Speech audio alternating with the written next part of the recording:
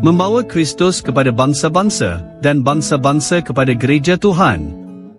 Renungan Harian dari Lutheran Hour Malaysia. Isnin, 12 Februari, tahun 2024. Tajuk kita hari ini ialah Disucikan. Teks renungan diambil dari Mazmur bab 51 ayat 1 dan 2. Kasihanilah aku, ya Allah, demi kasih setiamu yang kekal, demi belas kasihmu yang melimpah, hapuskanlah dosaku.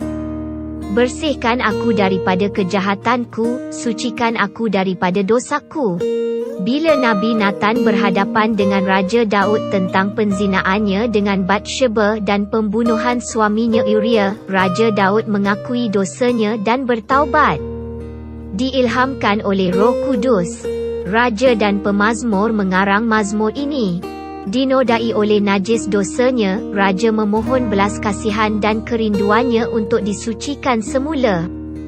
Dengan penuh keyakinan, dia datang ke hadapan takhta syurga kerana belas kasihan dan kasih setia Tuhan yang berlimpahan.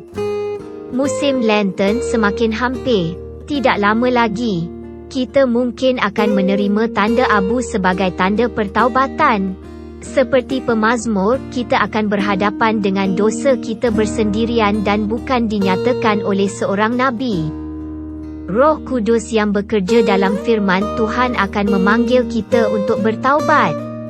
Kita akan melihat dosa-dosa kita dengan jelas dalam hukum Tuhan.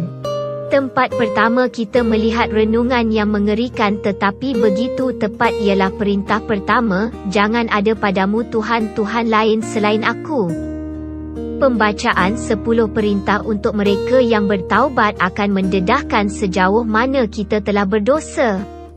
Kita telah menggunakan nama Tuhan dengan sia-sia, menghina ibu bapa, mencemarkan nama baik orang lain dan mengingini apa yang bukan milik kita. Setiap dosa membawa kita kembali kepada perintah pertama. Jangan ada padamu Tuhan-Tuhan lain selain aku. Dengan setiap dosa, kita telah memilih Tuhan yang lain, iaitu Tuhan diri sendiri kerana kita meletakkan keinginan diri kita dari kehendak Tuhan.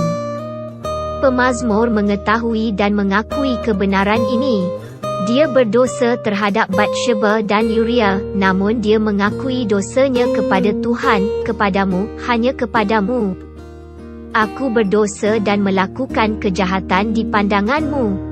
Sebelum Tuhan memberikan perintah-perintahnya di Gunung Sinai, dia mengingatkan umatnya tentang semua yang dia telah lakukan kepada mereka.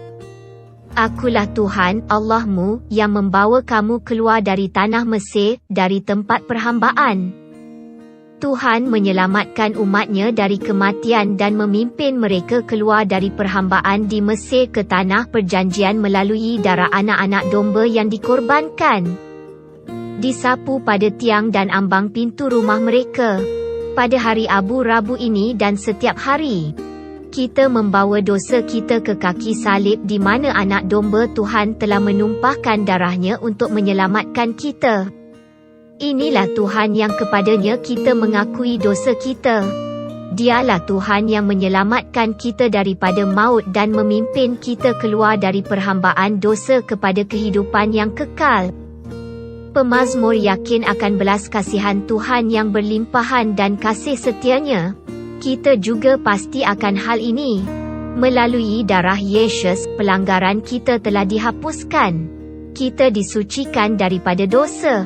Tidak kira samada kita ditandai dengan abu pada hari Abu Rabu ini, kita telah diampuni dan ditandai dengan tanda salibnya.